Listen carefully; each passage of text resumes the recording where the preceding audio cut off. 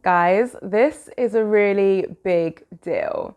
This video that I'm about to record is a big one, potentially the biggest and most significant video that I have recorded on this channel to date. God, I love a dramatic opening, don't I? Jesus. So the reason why I'm giving you this dramatic opening is because this video is part of a series, and the series is designed to give you pre-made, pre-packaged Instagram strategies for you to use yourself. Why am I doing this? I hear you scream. Well, even though I'm a firm believer that everyone should come up with their own strategies for their Instagram account, but I do know that there are a huge amount of people out there who either don't want to come up with their own strategies or they need some help. They need a bit of a starter. Maybe they need someone to give them a strategy for them to try, and then they can trial it out, they can test it, and they can adapt it to suit their own channel and their own objectives in the long run, right? So I know that that's what my audience want. Guys, I listen to you, right? I'm here to deliver.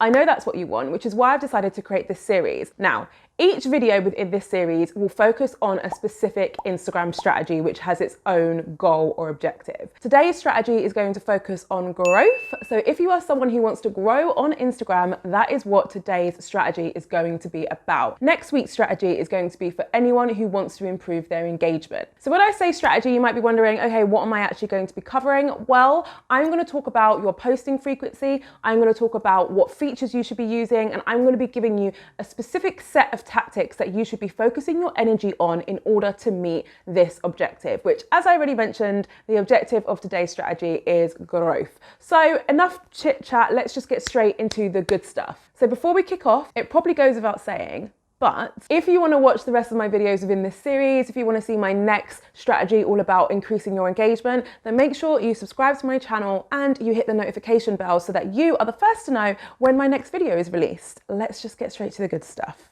Okay, so let's start with the objective, because that is where every good strategy should start. I've already mentioned that the objective of this strategy is to grow, so it's to increase your follower count on Instagram. In order for us to do that, there's a few areas that I want us to focus on, right? So the first is the frequency of how many posts you need to be sharing on your Instagram. The second is ensuring that we're creating content that's going to help you gain awareness. In order for you to grow on Instagram, your content needs to be put in front of a good amount of people. And the third thing is conversion.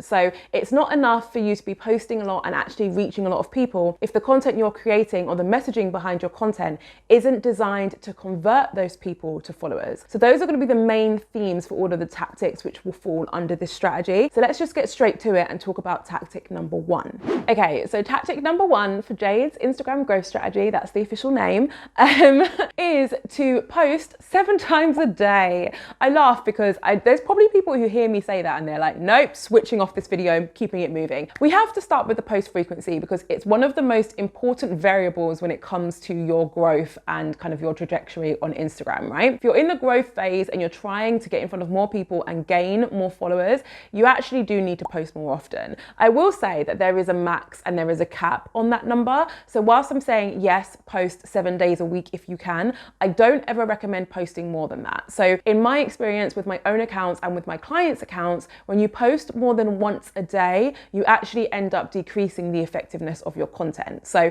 the algorithm potentially gets a bit overwhelmed. It doesn't know which of your posts from that day to push out. And the result is that both posts won't end up doing well. So I want you to focus on posting 7 days a week. I know that's going to be really difficult for a lot of people. I get it. However, the thing what I promised at the start of this video was to give you a strategy which would help you grow. So if you are trying to grow on Instagram and you are committed to growing on Instagram, 7 days a week is the schedule that I'm recommending to you. There might be some of you who will listen to that and think, I don't care about growing enough to post 7 days a week. I'm one of those people. My strategy is all around engagement and building a community. So I don't actually post 7 times a week. I post 5 times a week. But if I were to one day wake up and say, no, I need tons and tons of followers, that is my main objective, then I will change my posting frequency to 7 days a week. Not only that, but at least 5 to 6 of those 7 posts need to be reels. So I'm not part of the reels police, in case you're wondering. The reels police are people who are like, post a reel every day, 18 times a day if you can.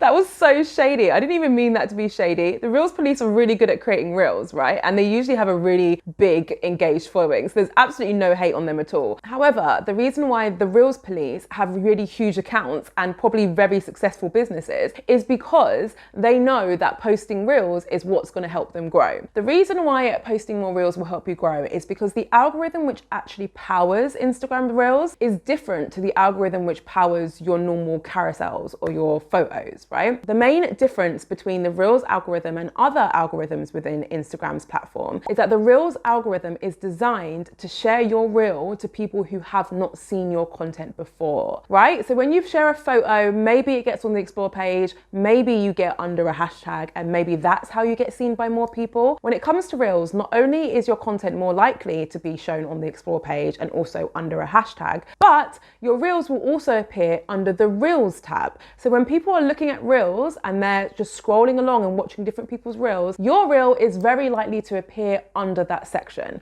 How many times did I say Reel in the past few minutes? Anyone who guesses correctly gets a free cookie. No, you don't get a free cookie because I've only got 2 left and they're mine.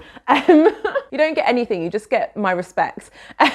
But the point I'm trying to make is the more Reels you post, the more people who are going to see your content, and that is going to lead to a higher follower count for you. So 5 to 6 of your posts need to be Reels. Your other posts for the week could be whatever format you like. Carousel, photo, whatever type of format you like and you know your audience likes, that's what those remaining posts can be. Another thing to add to this tactic is that not only am I asking you to post 7 days a week and I want 5 to 6 of those posts to be Reels, but I would like at least 4 of those Reels to have a trending sound in it. Okay, so you may or may not know that when you use trending sounds on your Reels, it actually massively increases the chance of that Reel performing well, okay? And if you're wondering, okay, great, but how do I find trending audio? You wanna head over to your explore page, you wanna click on a Reel and you just wanna scroll. And you wanna hear what sounds people are using. When you start to hear more than one sound being used, you can make the assumption that that's probably a trending sound. If you're super committed and you have a TikTok account, head over to TikTok and actually start to make note of what songs are trending over there. The thing to remember when it comes to TikTok and Instagram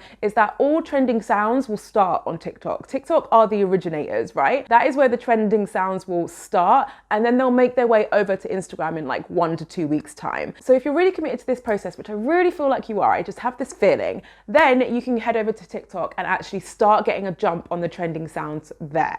Okay, so let's move on to tactic number 2. This is all about the messaging. So I mentioned when I gave you an overview of this growth strategy that one of the key things you need to focus on is actually creating content which converts people. Because yeah, it's great, you're sharing loads of Reels, you're posting loads, you're getting loads of attention, but if your messaging and your content isn't convincing people to follow, then none of that is going to equate to anything, right? So how do you do this? Well, one of the first things what I want you to bear in mind whenever you're creating content, writing captions, anything along those lines, is that you should be writing your captions or creating your content for an audience who don't know you yet. So there's a common pitfall that a lot of us fall into. I do it all the time, and to be honest, I'm probably not going to stop doing it because again, my objectives are more around community and engagement. But when you've had an Instagram page for a little while, what can end up happening is that you start speaking to your current audience and your current audience only. So what that means is that you start saying things like, oh guys, you know how much I love to do this because you see my stories all the time. Or you actually stop talking about certain things that you know will perform really, really well because you feel like you've already spoken about that thing loads of times and your audience already knows how you feel about it. Or an example I'll give here is me not necessarily sharing really basic Instagram tips on my profile because in my mind,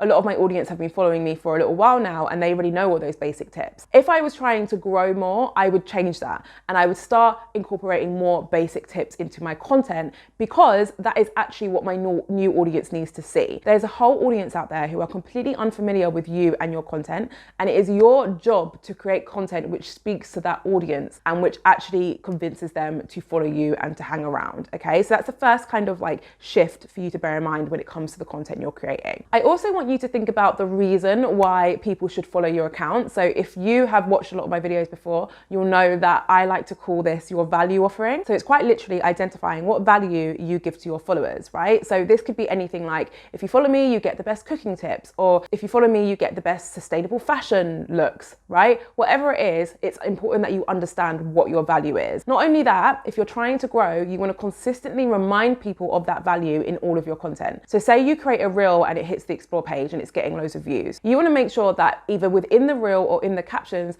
you are clearly saying like, hey, this is the type of value that I give my audience on a regular basis. You should follow me, right? You're saying, follow me for more tips like these. Follow me for more of my best fashion advice. You're saying that, you're including it as a call to action so that all of these new people seeing your content will know the value that you offer them if they decide to follow you. And that will be enough to get them to hit that follow button. Another thing that I want you to do when it comes to your messaging and your content is to over deliver on the free value. This makes people feel uncomfortable at times. Like, I don't want to just give everyone my best tips. What if they steal them? Like, what if they don't want to work with me because I'm giving them so much free value? I'm here to tell you as living proof that that is not the case. The content that I make where I give as much value for free as possible is the content which performs the best for me. And if you're a service provider and you're a bit worried about, is that going to translate to sales? The content where I share the most value is the content which results in the most business for me, because by sharing this free value and giving people these small quick wins, they're able to draw the conclusion that you know what you're talking about and therefore you're the right person to work with. So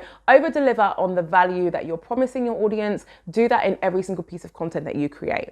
Okay, so the next part of this strategy is all about your stories and your highlights. First thing I'm going to want you to do is to create a start here, get to know me, Q&A, whatever you want to call it, however you want to format it, some form of highlight which is going to allow new visitors to get to know you very quickly, right? You want to do that when you're trying to grow, because hopefully if you're following my other tactics that I've taken you through, you're going to be getting a lot of traffic to your page. When you get this traffic to your page, it's important that you've got things set up which is going to convert that traffic. One of those things that can convert that traffic to followers is this type of highlight where someone can click on it and really quickly get to know you, what you're about, learn something from you, get some form of value from you, and just instantly build that connection with you. That is massively going to help you grow and actually acquire more followers. The next thing I want you to bear in mind when it comes to your stories and your highlights, specifically your stories, is to actually get a bit more, what's the word? Like, a bit more selective about the stories that you're sharing. Now, I'm a firm believer that you should not be showing up on your stories every day just for the sake of showing up on your stories. When you get someone viewing your stories and they view some absolute string of nonsense and they're like, this was rubbish, it wasn't entertaining, or like, you know, they just didn't get anything from it, it's very unlikely they're going to click on your story again. So that's why I really believe that if you're going to show up on your stories, like, do it right. This is especially important when you're growing, because you're getting all this new traffic to your page.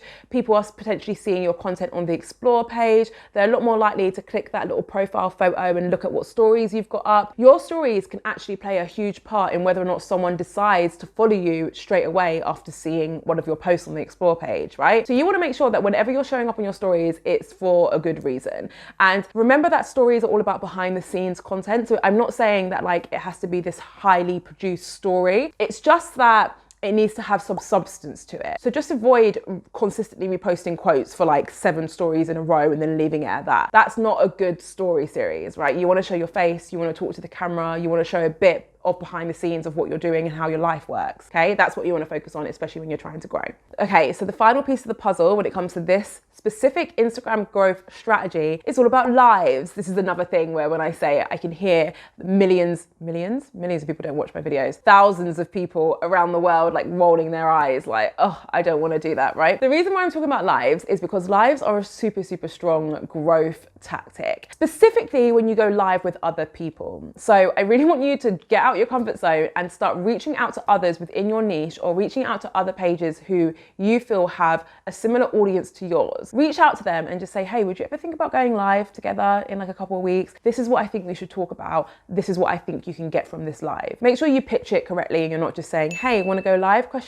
Give them a bit of flavor in regards to what you want to be talking about on the live. Set it to them a bit, make sure they know what's in it for them. It's probably going to help them grow too. And see if you can get anyone who can agree, right? When you go live with other people, it means that everyone on their follower list, as well as everyone on your follower list, gets a notification or can see that you're live. So what that means is that both parties are able to reach a brand new audience, and that's super valuable for both parties, right? I want you to try and do this between 1 to 2 times per month, and I want you to schedule the lives. So in case you didn't know, Instagram have updated their live scheduling feature quite a few times over the past 6 months. You can now actually create a post which will schedule a live for you. So you can share a post to your feed where you're talking about a live, it's pre-scheduled, and people can click on it and actually register to be reminded about when the live will take place. Not only that, but as of a recent update, you can also add like a badge, I guess you'd call it, to your profile. And what the result of this will be is that anyone who's visiting your profile, for example, all of these new people who you're getting traffic from, anyone who's visiting your profile will see at the top in your bio that you are actually due to go live in a couple of weeks. That's just another way to promote your live and make sure that it's seen and attended by as many people as possible.